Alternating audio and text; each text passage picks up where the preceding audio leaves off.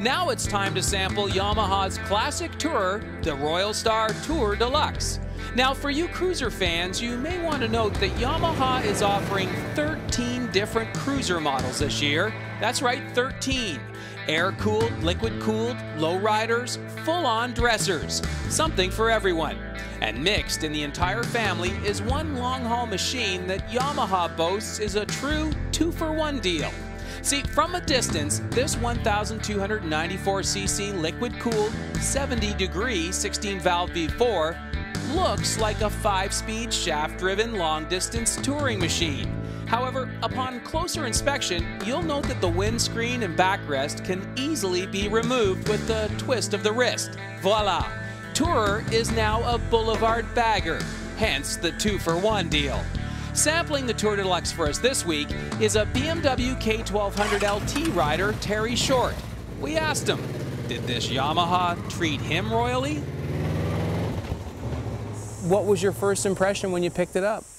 Well, when the guys walked out with the bike from Yamaha Canada, the first thing that struck me was, wow, they did a nice job putting a retro cruiser together. They did a nice job on the chrome, the finish is nice, you got the bags, you've got that old cruiser look about it. Right.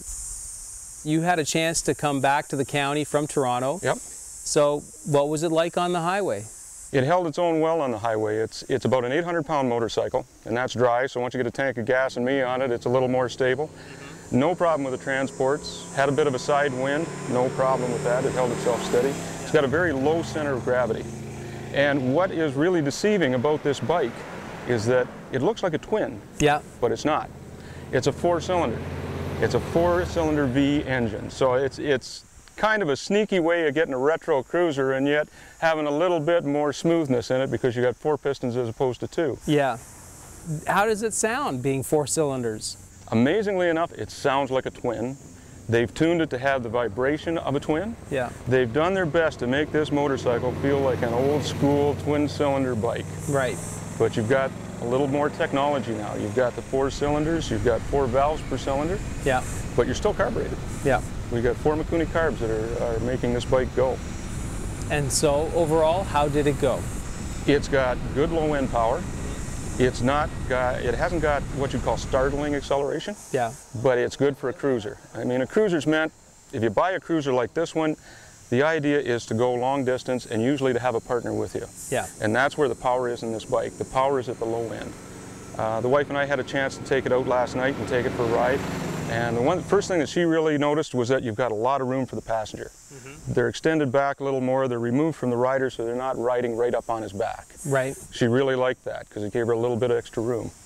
Now it's got a hydraulic clutch and it's got that heel-toe shifter, so how did you find the shifting? The shifting gets a little confusing because, of course, the Beamer that I ride is just a single toe shift, so it took a little bit to get used to the back and forth, but after a few miles it wasn't a problem.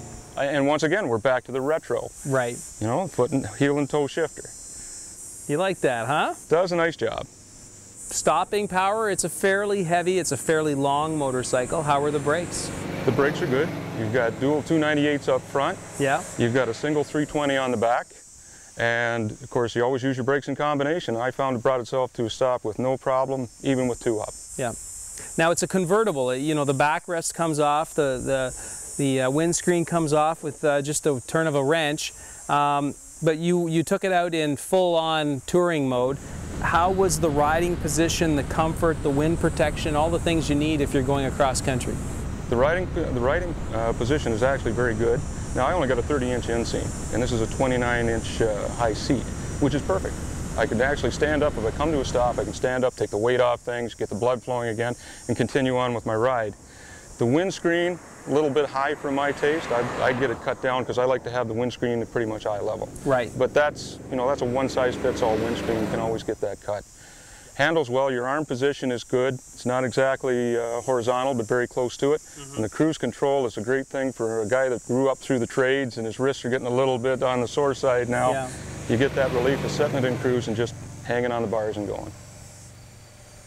So as far as the fit, the finish, the styling of the motorcycle? I think they've done a really good job. There's 3 C's. The way I look at a cruiser is there's 3 C's. There's customizability, there's chrome, and there's comfort. Customizability, is that I don't even know if that's a word, but it works in this case. Yeah. And I went on the Yamaha website, and there's a huge listing of accessories so that you can customize this bike to make it your bike. Yep. It doesn't just have to be the stock version.